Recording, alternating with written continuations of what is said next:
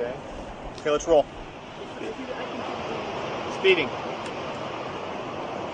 So, Scott, can you start off first by just, once again, always maintain eye contact with me. Give us your name. My name is Scott Mandelker, PhD. Okay. Can you spell it for me? Yeah, the name is spelled Mandelker. Okay. And this is part of the UFO section, ET section? This is part of the UFO section, Mind's Eye, Psychic Chronicles. That's all we need, thank you. One thing that's important when we're talking is try not to overlap. Hear the question completely, give a brief pause, and then start speaking, or else we'll get an overlap and we won't be able to use it. Okay? Okay. Oh, I'm hearing that gel up there for the wind. Okay, let's get some hand on it. Thanks. And you want to put a piece of tape and pull it?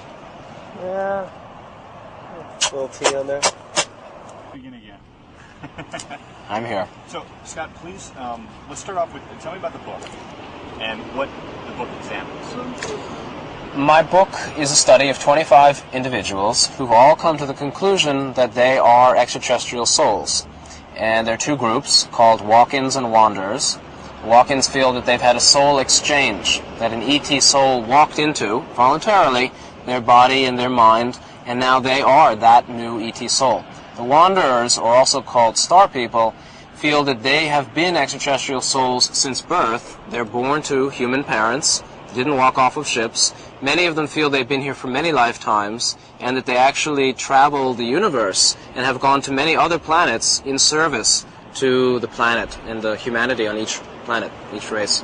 So, as a walk-in, which means that a ET extraterrestrial soul has entered into the body of a human, is that a free will of the human soul, has given itself up for the extraterrestrial soul? It's considered that for walk-ins, both the human soul that's leaving and the ET soul that comes in both make a voluntary agreement. One chooses to leave because they feel life has no more meaning, and the extraterrestrial chooses to come in and is voluntarily given the right to come in because that soul has a purpose to do on Earth as part of the greater body of extraterrestrials who are serving humanity at this time in evolution. So, and where does the human soul go? The human soul basically takes a rest and goes back for review and would eventually reincarnate later at another time. But let me just say that I think it's very rare. The walk-in phenomenon is not as common as many people think it is. So then the wanderer phenomenon would be more common? In my opinion, and according to many of the people I've met and my studies... Can we start that over, please, Chris? I had laughter over top. Yeah, in fact... So the wanderer, the phenomenon of the wanderer is more common than the phenomenon of the walk-in?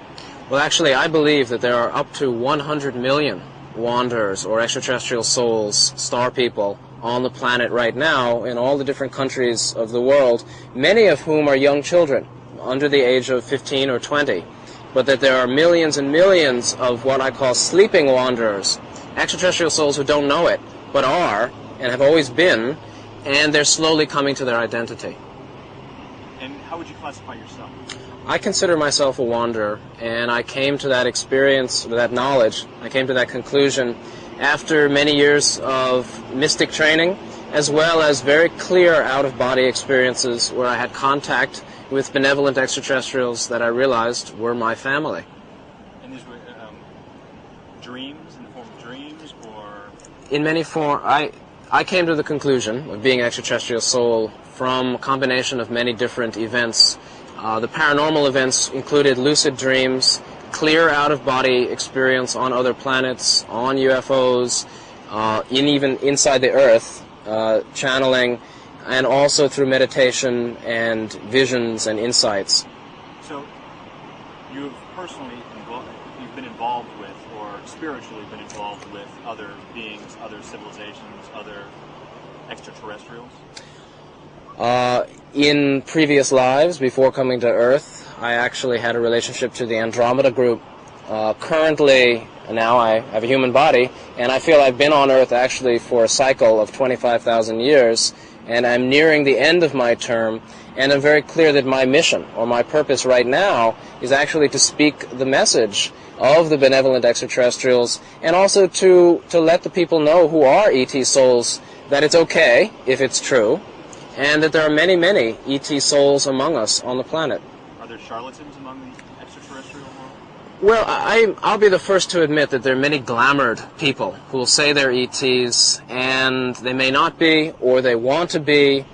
And there are also many ETs who really are extraterrestrial, and they're glamored, and they're into money and power. And I think I would say the channeling phenomenon shows a lot of genuine confusion, misinformation, disinformation. Often people who are channeling have good intentions, but they're extremely glamored and deceived and damaging. I'm not exactly sure what does that mean, channeling?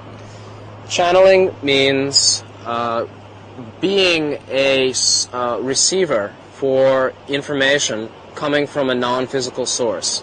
Many people are doing ET channeling today, feeling they're in contact with extraterrestrial races, receiving information from those groups. But let me just say, the channeling phenomenon is the most susceptible to distortion and deception of any of the spiritual phenomena on the planet. And there are negative groups, negative ETs, who are actively distorting the channeled material that comes into gullible and naive channels. Okay. Because this is all new to me, and it's also probably going to be new to a lot of our audience, can you kind of define the world in which we're talking about and the perspective on the world? I guess I'm trying to figure out, there's the human race, there's an extraterrestrial race, but is it categorized in subspecies? Is there one greater creator? I know this is a huge question to ask in one mouthful, but if we can kind of break it down, how does the world break up as far as your vision? Well,